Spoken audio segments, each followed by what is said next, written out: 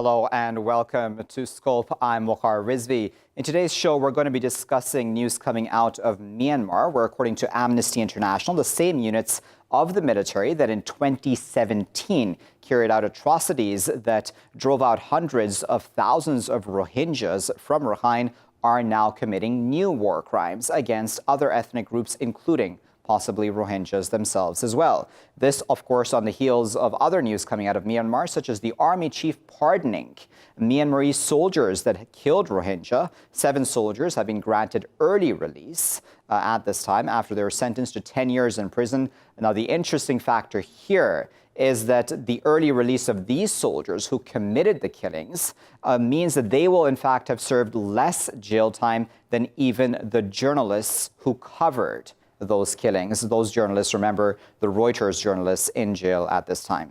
To discuss all of that a bit further, we're joined by Mr. Khin, who is the president of the Burmese Rohingya organization in the UK. He's joining us now from London. And we're also joined by Professor Lyal Sunga, who is an international legal expert. He's also a former senior UN human rights officer. He's joining us now by Skype from Rome, Italy. Lyal and Sun, thank you both for joining us. Lyal, I'd like to start with you.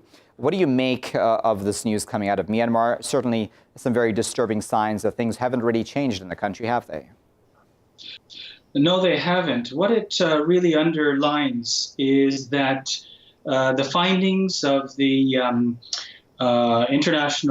United Nations International Fact-Finding Mission on Myanmar that rendered its report in September 2018, stating that there was very clearly a culture of impunity reigning in the country.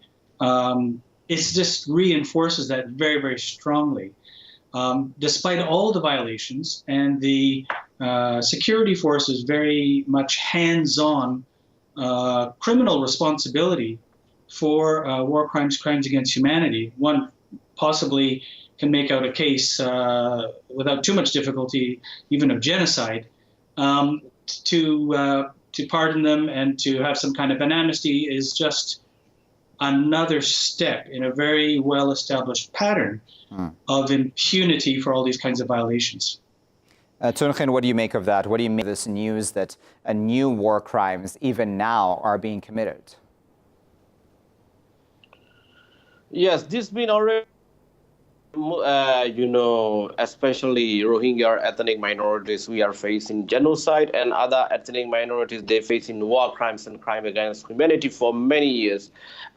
This been, as my friend have mentioned, this been long time impunity. They are having it, and its establishment as a culturally Myanmar military. So this is how important we need to look at international community. They should refer Burma to International Criminal Court, Military General Mi Aung Hlaing and others.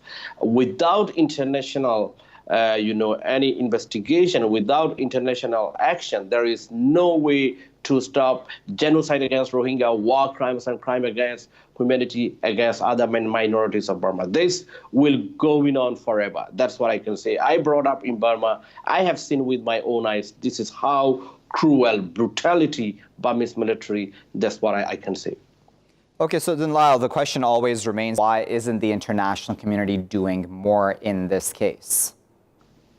Well, I think actually the international community, yes, can always do more, and it's a matter of political will and economic interests that's behind any lack of interest on the part of some states. But I have to say that although it's fallen off the headlines, it's not as much in the news as it was a couple of years ago.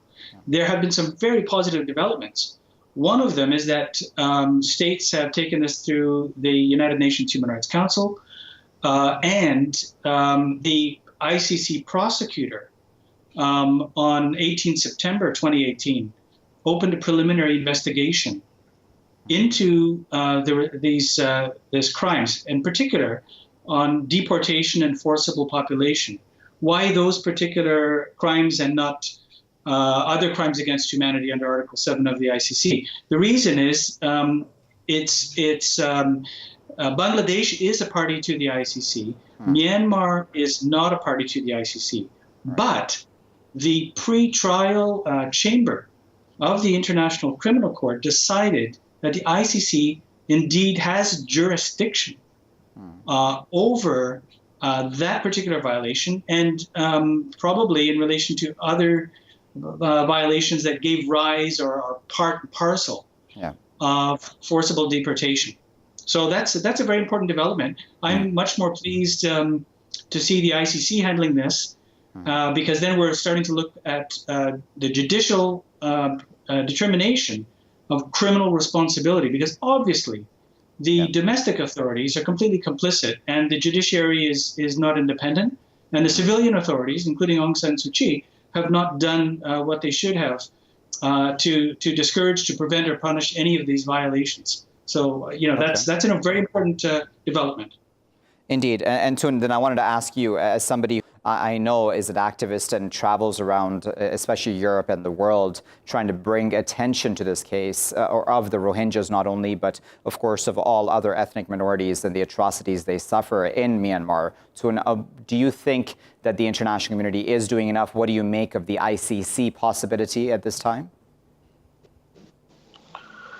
I think it will take quite long as far as the ICC, the mechanism and the system. The point here is what we want to see here. 500,000 so far Rohingyas, their lives are at risk in Burma, and over 1 million Rohingyas are in Bangladesh refugee camps. Genocide survivors are there.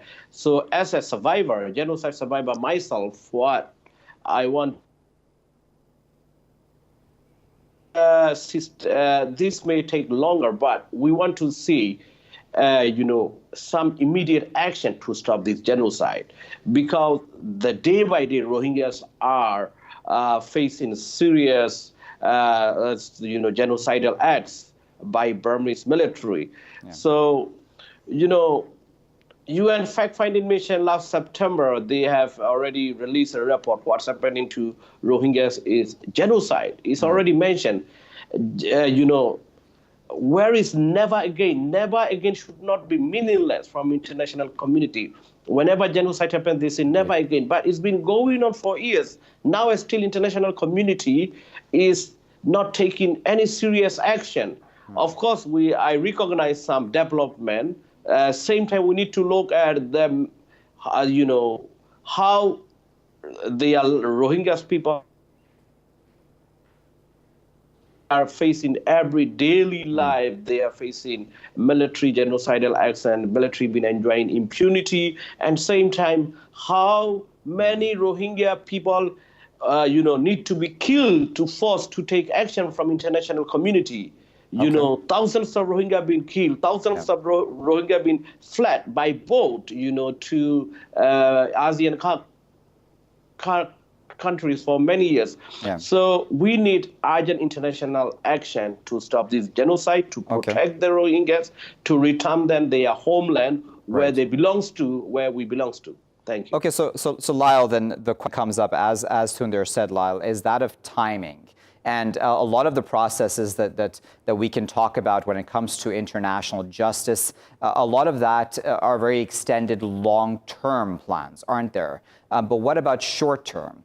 Isn't it then a concern that if things are not done in the short term, that the Rohingyas, for example, in Bangladesh will just have to settle there, for example? What happens long-term? Will Myanmar in some ways get away with this in the short term? You're absolutely right about this, and I'm very much endorse what Tun Khin said. He's right that justice takes a long time. One of the things about the ICC, however, is that by opening up a preliminary investigation, at least it sends a signal of international criminal responsibility, which hopefully will deter or make people think twice in Myanmar about persisting with this course of action. Now, we haven't seen any clear signs of that yet, but that is a possible beneficial effect in the short term. But to speak to your point more concretely with regard to humanitarian urgency, there's no question that UNHCR and the Bangladeshi government and Myanmar, above all, have to cooperate to ensure that the humanitarian crisis is dealt with as speedily and as effectively as possible. What we've seen so far is that the government of Myanmar has not cooperated. They have not cooperated with fact-finding. They have not cooperated with humanitarian efforts. They have not cooperated with anything. That is a real shame. They're digging their holes deeper in terms of criminal responsibility and moral responsibility. And it's very hard to, the international community doesn't always have a magic wand to wave, but there are things that can be done. One of them is orderly and safe repatriation. So the member states of the UN have to continue to pressure the government of Myanmar and working together with the government of Bangladesh, which has been quite cooperative, and the government of Myanmar hasn't, to reassure repatriation, safety, and that urgent humanitarian needs are being met. Some of that has been done, but it's far from adequate. And Tun Khin is absolutely right. That's an urgent problem. Indeed, and Tun Khin, then on that issue of repatriation, do you think that that is important right now, or do you think right now it may be too early to talk about repatriation? Because, again, within the country, the atmosphere is still very tense and really anti-Rohingya. We need to look at this. It's not about anti-Rohingya or anything. We need to look at the willingness, political will from Aung San Suu Kyi's government and military from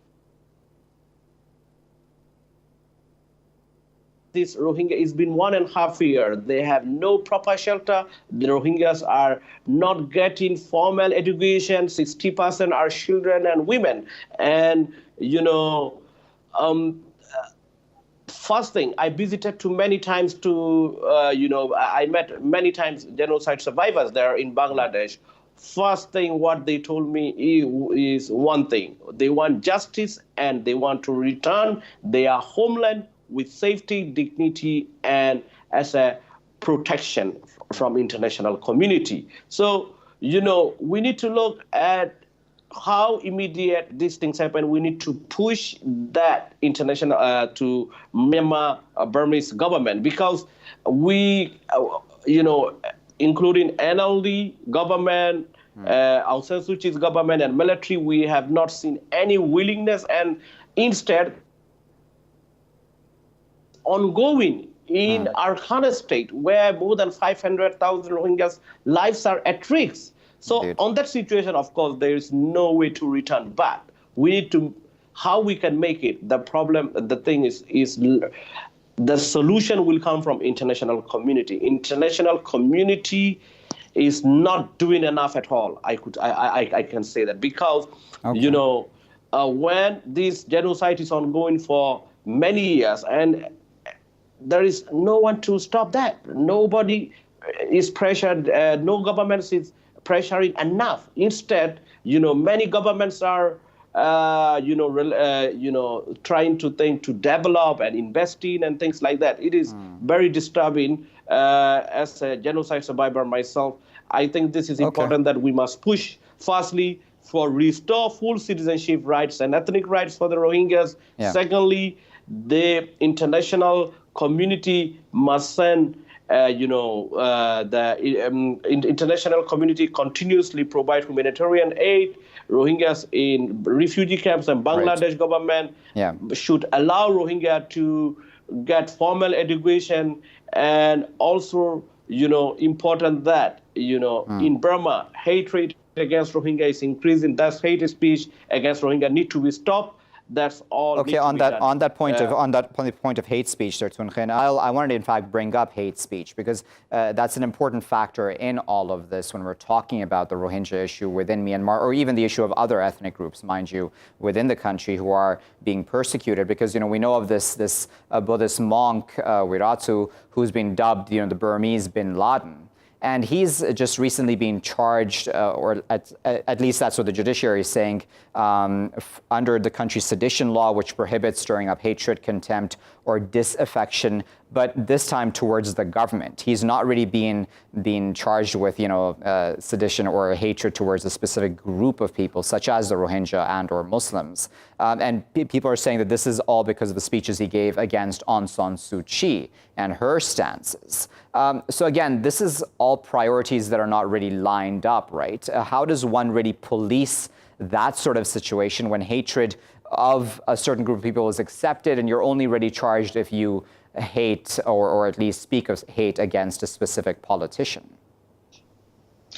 Well, the government and the judiciary in Myanmar on this issue have shown themselves to be hopelessly irresponsible and using the law in a way that is trying to repress free speech when it comes to criticism of the government. And it's totally ironic in a very bitter way.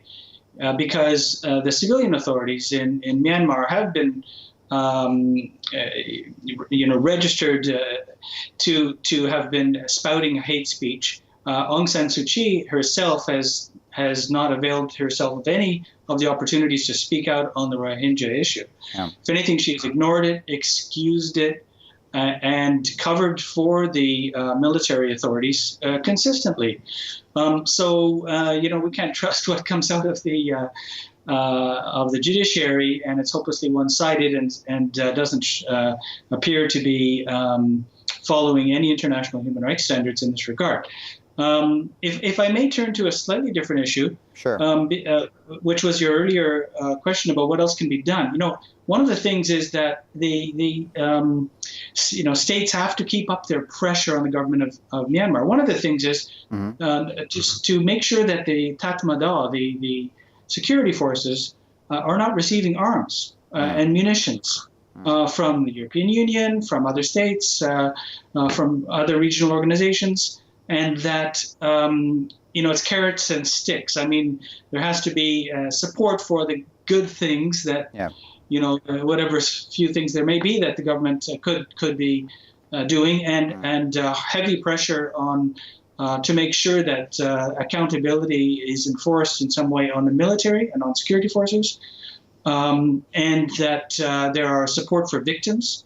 And also for the Victims Trust Fund in the ICC. And one last point is that states should make sure that they can also use their domestic jurisdictions to prosecute any of these individuals who happen to travel abroad and can be brought prosecuted under universal jurisdiction for these horrendous crimes. The pressure has to be stepped up and not relaxed at this stage.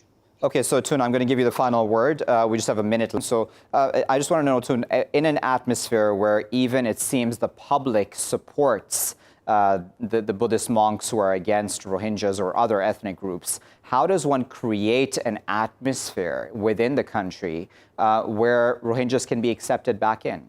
Yes, again, it depends on, it's not about all the public of Burma, it's about the government allowing and this incitement against Rohingya and government allowing like Buddhist monk, Wiratu and other extremists.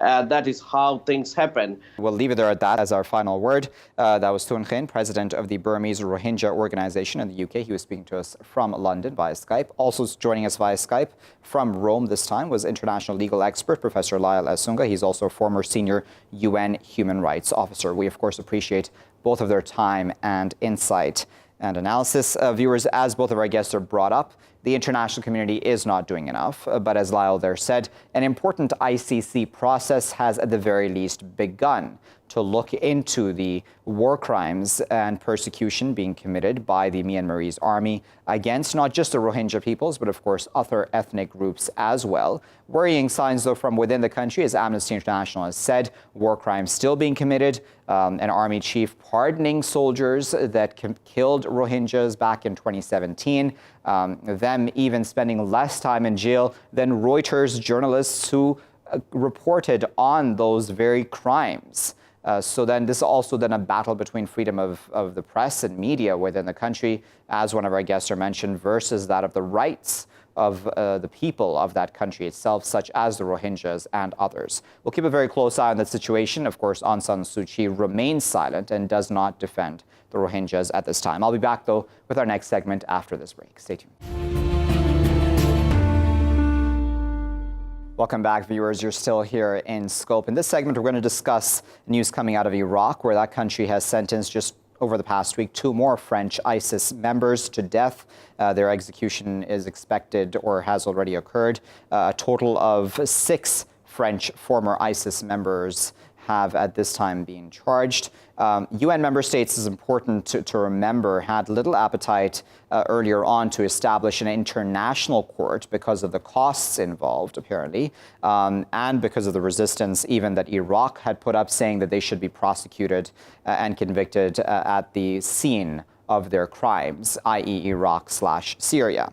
Now, international media is obviously quite critical of the Iraqi court system, judiciary, saying that there is torture that is rampant and that these processes that are being used at this time in those courts may not be at this time completely according to international norms and standards, though a UN process has found that not all the courts are along those lines, that in a lot of the courts, I should say, the process is in fact quite professional. But again, torture is a concern at this time as well. A lot of different issues, of course, at play here. And to discuss all of that a bit further, we're joined by Doctors Ahmed, Rushdi, Abdullah, and Zana Gulmohamad. Ahmed is an advisor in the Iraqi parliament. He's also the president of the House of Iraqi Expertise Foundation. He's joining us on the line now from the Iraqi capital, Baghdad. Zana is a teaching associate at the politics department at the University of Sheffield. He has a PhD in international politics from the University of Sheffield. He's joining us now via Skype now from Sheffield in the UK. Zana and Ahmed, thank you both for joining us. Ahmed, I wanted to start with you, and I wanted to ask you quite point blank. Do you think that the Iraqi judiciary is up to the task of holding ISIS members to account? Well, first of all, thank you for joining me with this program. Actually, I think before this question, we need to also answer a very precise question: is that it is a political issue or it is just a judiciary issue? Because if it is a political issue, that means the international community actually abandoned all their nationalities, all their ISIS nationalities, abandoned them and put it on the shoulder of the Iraqis. So if it is like that, so why asking about the judiciary system of Iraq? It is a very issue is that when you're putting those fighters in Iraq, they fought in Iraq, they're already prisoners in Iraq, so you should at the end respect the judiciary system of Iraq. But if that is a political issue, if it is a judiciary issue, which means that you need to monitor all those court issues, all those sessions. It's supposed to be there is some sort of international monitoring for all those sessions, because at the end it's supposed to be a very transparent decisions that it is appeared by the judiciary system of Iraq. I think in the next step we need to make all those sessions, all those court issues, all those things need to be monitored by the international institutes, especially the UN and UNAMI, which is working now in Iraq.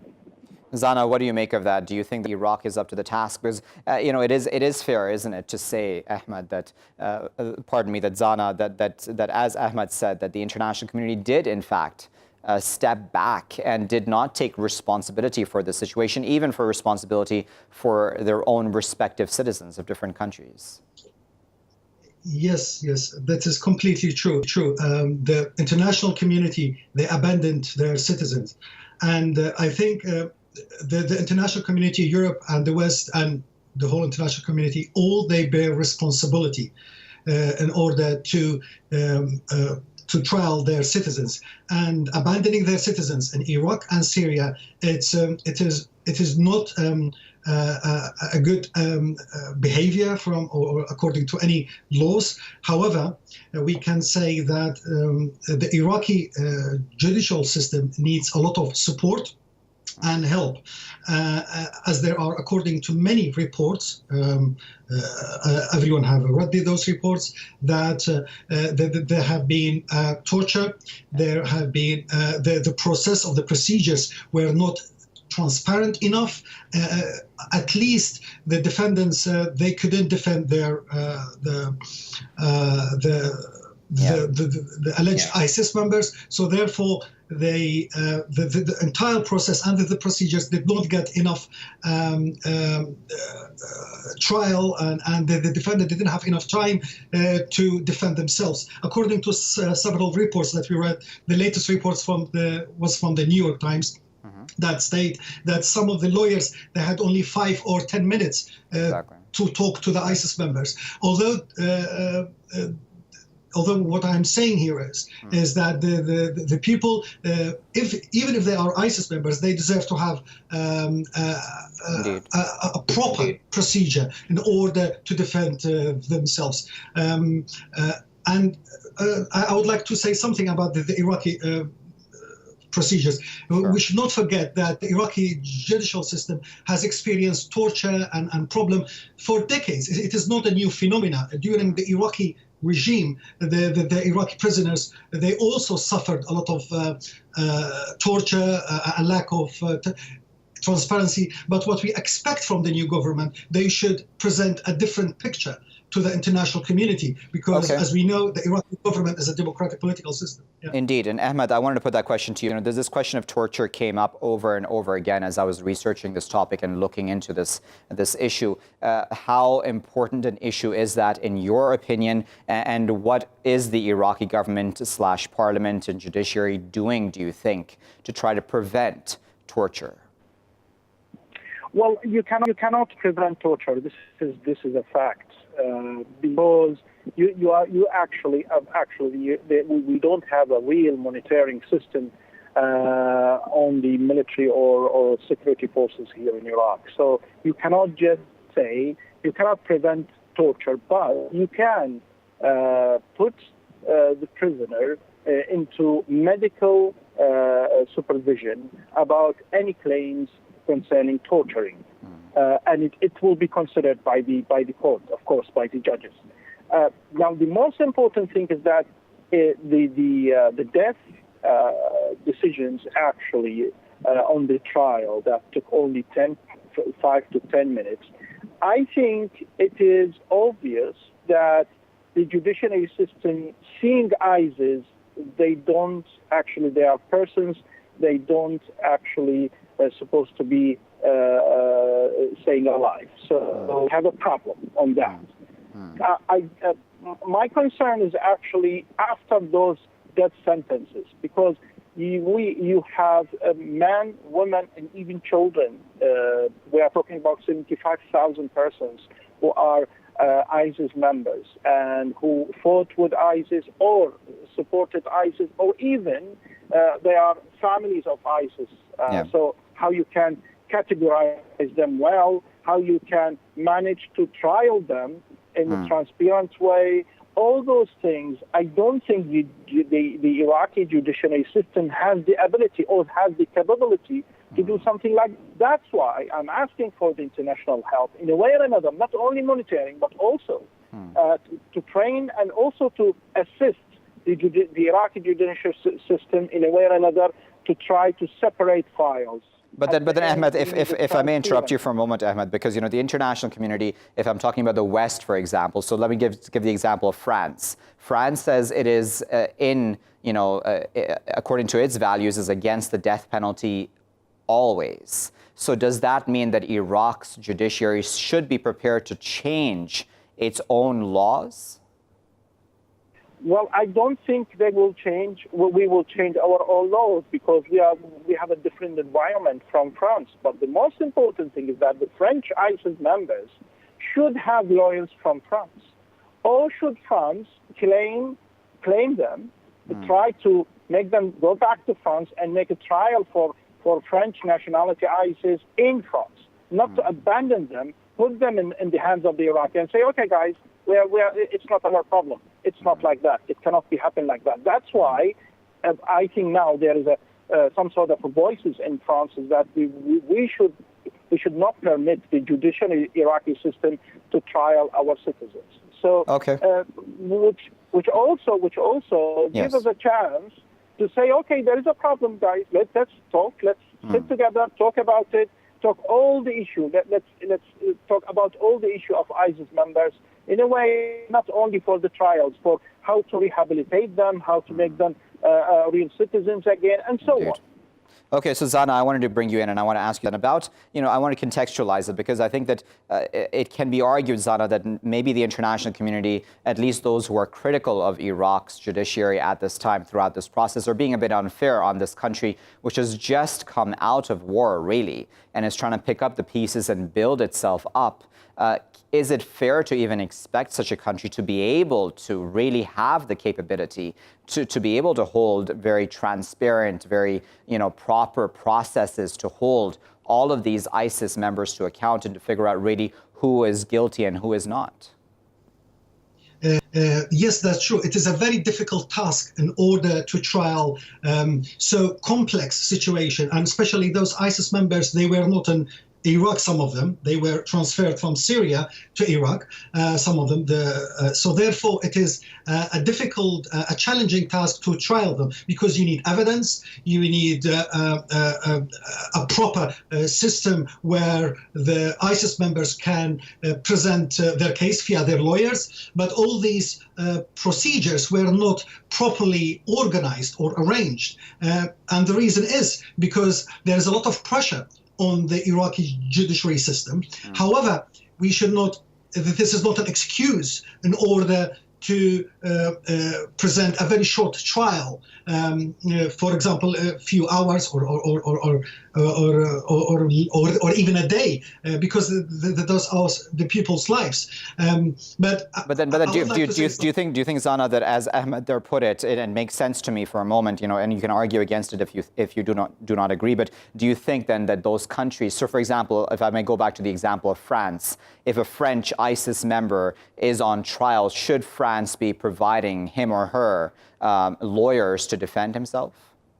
Absolutely, absolutely. I think there should be a cooperation between the Iraqi government and the French or the British or the European governments in order to put those ISIS members in trial. And I think it is a good idea to have a kind of cooperation in those systems because, as you know, the Iraqi system needs a lot of help, support, and the standards are not as even as the international standards. But this is not by attacking or blaming the Iraq. Iraq came out of war, and before 2003, during Saddam's era, I'm re-emphasizing that there was the people who were in prison. They didn't have any opportunity to express their opinions or to have any proper defense. However, this problem is entrenched in Iraqi political structure. So it is not new phenomena. This procedures is not new. This has been for decades.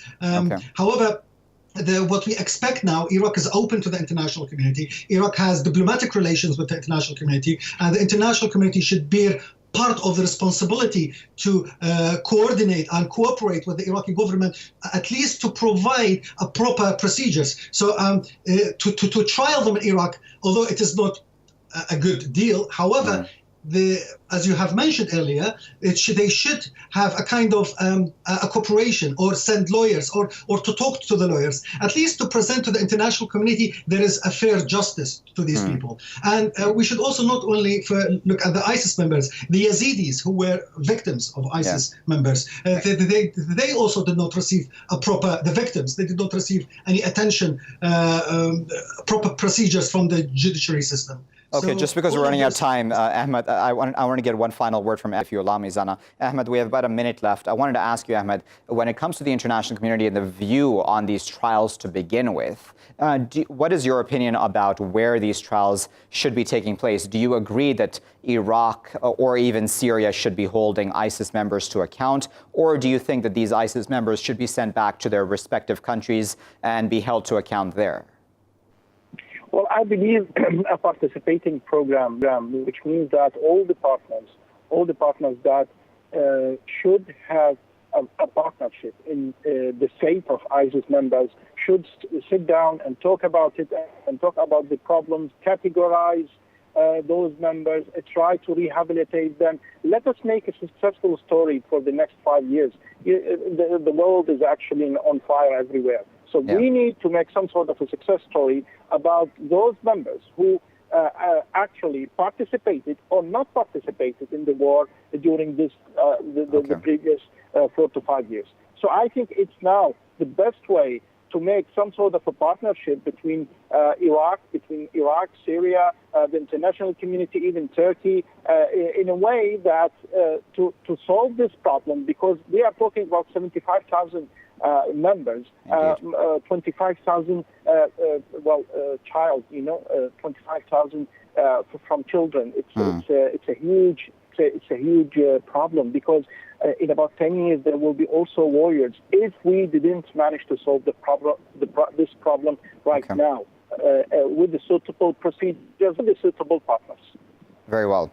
I'd like to thank Dr. Ahmed, Rushdi, Abdullah, and Dr. Zana Gulmohamad for sharing their thoughts with us on this very important topic. Welcome back, viewers. We're still discussing the situation vis-a-vis holding ISIS members to account in places like Iraq. To continue this conversation, we're now joined by Mohammed Hussein, who is the Policy Director at the Iraqi Center for Policy Analysis and Research. He's joining us now from Sulaymaniyah. Joining us from Singapore is Mohammed Faizal bin Abdulrahman, who is a Research Fellow at the Center of Excellence for National Security at the S. Rajaratnam School of International Studies at Nanyang Technological University. Mohammed Faizal and Mohammed Hussein, thank you both for joining us. Mohammed Hussein, I'd like to start with you. What do you make of the trials of these ISIS members in Iraq? Do you believe that the international community should be doing more?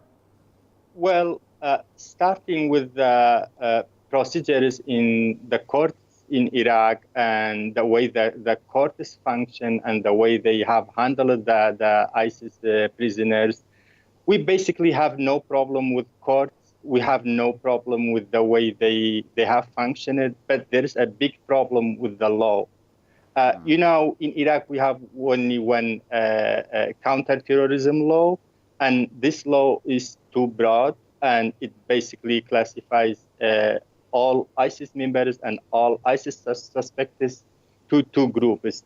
Those who hold arms and carried weapons and fought Iraqi security forces within ISIS organization, and those who supported ISIS. So the issue is here, not in the procedures of court and in the way that the legal system of Iraq has handled the issue. The problem also in the other side is related to the way European countries and international community also have dealt with this issue. We have so many European nationals within the ISIS prisoner and the ISIS members who are in Iraqi jails. Now we have people from Asia and China to United States. So the thing is this, the international community does not take its responsibility properly. European countries are just dump on their ISIS citizens in Iraq, and they just left the Iraqi legal system to deal with these ISIS members, which is very problematic, which is even according to the United Nations recommendation and suggestion. And on that point, if you allow me to come in, Mohammed Hussein, because I wanted to put that point to Mohammed Faizal, as a counter-terror expert yourself, do you think that the international community has failed when it comes to ensuring that ISIS members, be they even in Syria or Iraq, are properly brought to account? Because it seems that all of this has been dumped on the shoulders of these countries' governments. Yes, I do think so. I think Mohammed Sulaiman raised some very good points. In fact, when it comes to prosecuting the ISIS members, we should ensure that there is proportionality, legality, and morality. How are we better than ISIS in terms of delivering justice and showing humanity? we have to remember that counterterrorism is not only a kinetic war, but it's also a war of ideas. And with all these death penalties, we need to see how it features in the ISIS propaganda. For example, how would the death penalty complement the ISIS narrative of martyrdom? How would the lack of fairness in court procedures complement the ISIS narrative that the existing international and political order must be replaced by a caliphate system? But Mohammed Faizal, on the issue of death penalty, I'm glad you brought it up, because on the issue of death penalty, I'm sure the Iraqi government or judiciary would argue, listen, this is the way we do things. We do not do things necessarily from a Western point of view. So why should we change our laws to fit a different point of view? Well, I would say that when it comes to ISIS, it's not just a problem for Iraq. It is actually an international problem. And for an international problem to be resolved, there should be international involvement. And we have seen how ISIS have actually emerged and invented itself from the ashes of Al-Qaeda as early as 2006.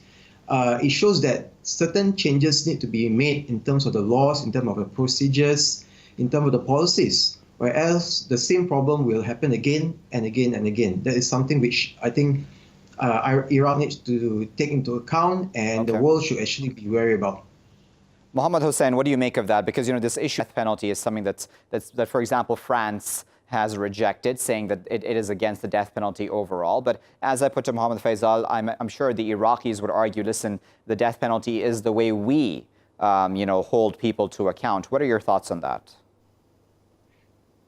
Yeah, the thing is, like in Iraq, as I told you, like we have only one law, one counter-terrorism law to deal with the members of terrorist organizations like ISIS and Al-Qaeda. And based on this law, all the people and all the elements of ISIS and Al-Qaeda who hold arms are subject to death penalty.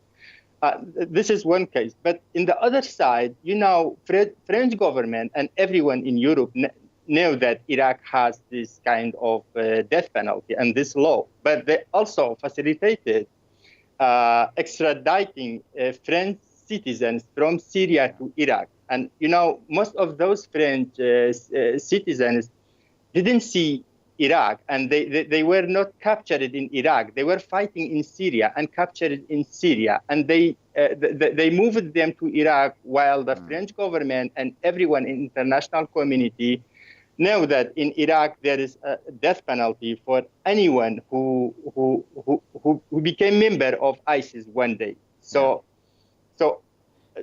Even the death penalty in Iraq is also a matter of like long-standing argument. Like many people, even many politicians in Iraq do not like it, and many Iraqi citizens are like arguing against it.